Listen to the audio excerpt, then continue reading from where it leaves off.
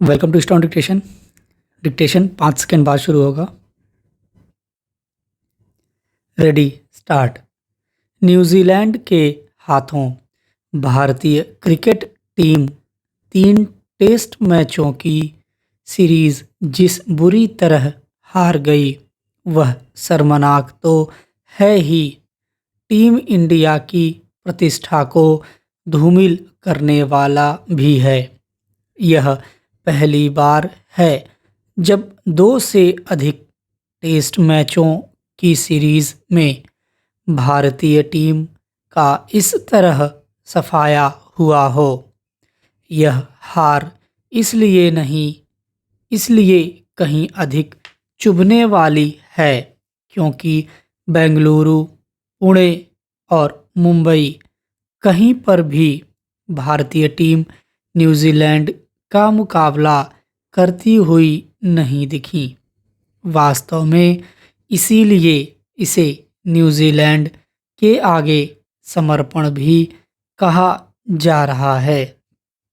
यह समर्पण इसलिए भी अधिक हैरान करने वाला है क्योंकि सीरीज के अधिकांश हिस्से में भारतीय बल्लेबाज स्पिन गेंदबाजी के समक्ष असहाय दिखे और उनके खेल कौशल पर प्रश्न खड़े हुए। अपने ही घर में न्यूजीलैंड के हाथों इतनी बुरी तरह पिटने के बाद ऑस्ट्रेलिया दौरे में निराशाजनक प्रदर्शन की आशंका बढ़ गई है। न्यूजीलैंड के हाथों सीरीज गंवाने के बाद इसकी संभावनाएं कम ही हैं कि भारतीय टीम विश्व टेस्ट चैंपियनशिप के फाइनल में अपना स्थान बना सकेगी। खेलों में हार जीत लगी ही रहती है, लेकिन कष्ट तब होता है जब कोई टीम जीतने की इच्छा शक्ति का ही परिचय न दे। इस सीरीज में ऐसा ही दिखाई दिया। तीनों ही मैचों में बहुत कम अवसरों पर ऐसा लगा कि भारतीय क्रिकेटर जीत हासिल करने अथवा हार से बचने के लिए खेल रहे हैं। टी20 विश्व कप जीतने के बाद भारतीय टीम ने जो प्रतिष्ठा और सराहना अर्जित की थी उसे उसने अपने लचर प्रदर्शन से गंवाने का ही काम किया है। भारतीय टीम में सब कुछ सही नहीं, इसके संकेत तभी मिल गए थे जब टी20 विश्व कप जीतने के बाद श्रीलंका में वनडे मैचों की सीरीज में नाकामी मिली थी। इसके बाद भारतीय टीम घरेलू मैदानों में टेस्ट मैचों की सीरीज में बांग्लादेश पर भारी पड़ी, लेकिन अपेक्षाकृत मजबूत न्यूजीलैंड के आगे वह असहाय और निरुपाय दिखी।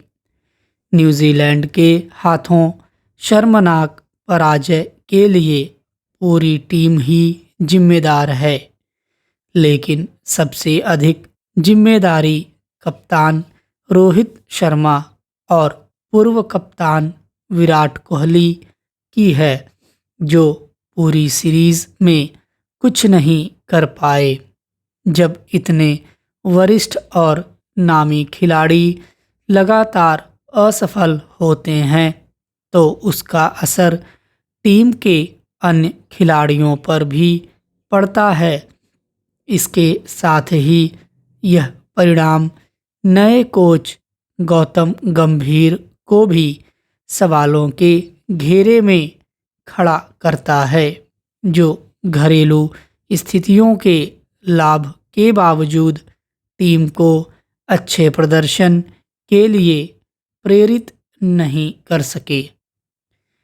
पराजय के कारणों की चर्चा में यह रेखांकित होना स्वाभाविक है कि कहीं टीम इंडिया पर आईपीएल का दुष्प्रभाव तो नहीं पड़ रहा है। निश्चित रूप से इसकी गहन समीक्षा की जानी चाहिए कि भारतीय क्रिकेटरों ने इतना खराब प्रदर्शन क्यों किया।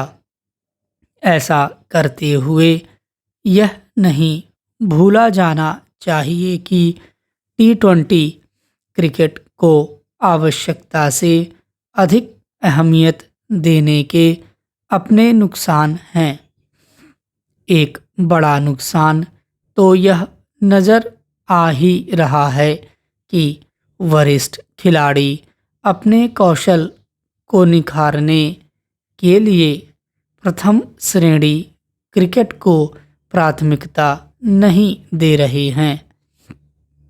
दिल्ली में रविवार को AQI 382 दर्ज किया गया, जो बहुत खराब श्रेणी में आता है।